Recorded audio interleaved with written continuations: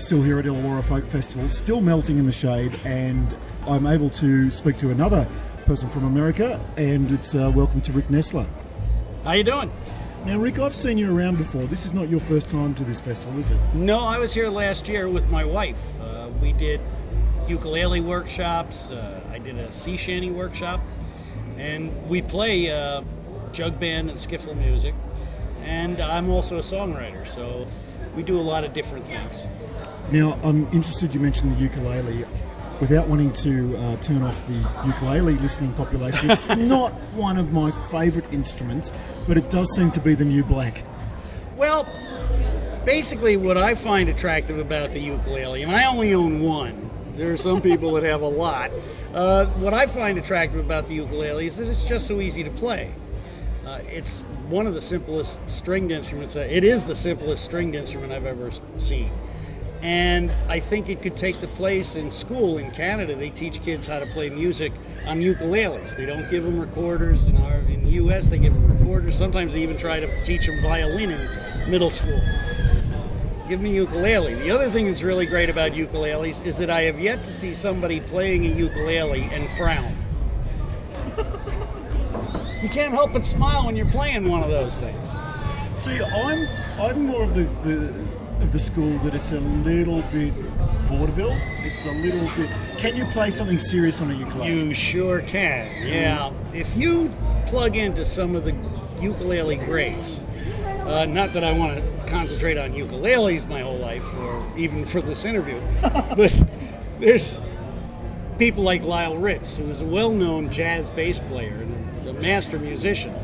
He also goes out on the road playing tenor ukulele. Then there's a guy named Jake Shimbakura.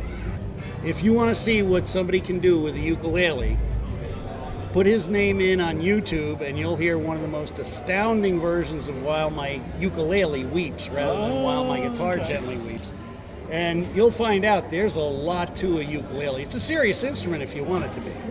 Okay, moving right along from ukuleles, you mentioned jug bands. Yep. Is that something that's still getting a lot of interest? Yeah, it is. Where I live in New York, it's unique. Oftentimes we'll try out some new material, we'll go to local open mic just to see if a tune will go over or not. And there'll be the usual assortment of 20-something with angst-ridden lyrics, and we'll get up there, we'll play a tune, some kind of a novelty tune, or one of the jug band tunes. Again, the kind of music you can't play while you're wearing a frown. We'll come off stage and people will come up and they go, "You look like you were having a good time up there." And it was like, well, that's why we do this, isn't it? You know, we don't play music to be depressed. I don't have any problem with songs with a message. I write them myself. But, there's time for levity too. And do you have a sort of a digital presence as well, or is it more about the performance? Well, I do have a digital presence. I gotta confess, being 62 years old, I'm not quite as facile with the digital media. I do have, I'm on Facebook, and I actually still maintain a MySpace page because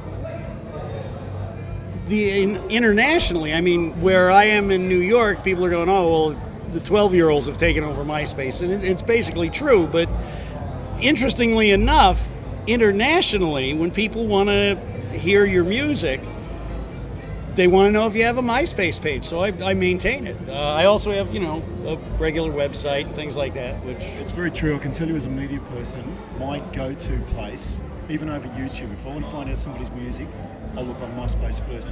Hey, look, if Justin Timberlake can bring sexy back, maybe he can bring MySpace back. And yourself, you're here for a while? Oh yeah, we're here. We're leaving the beginning of February 5th, I think. We're flying out of Sydney.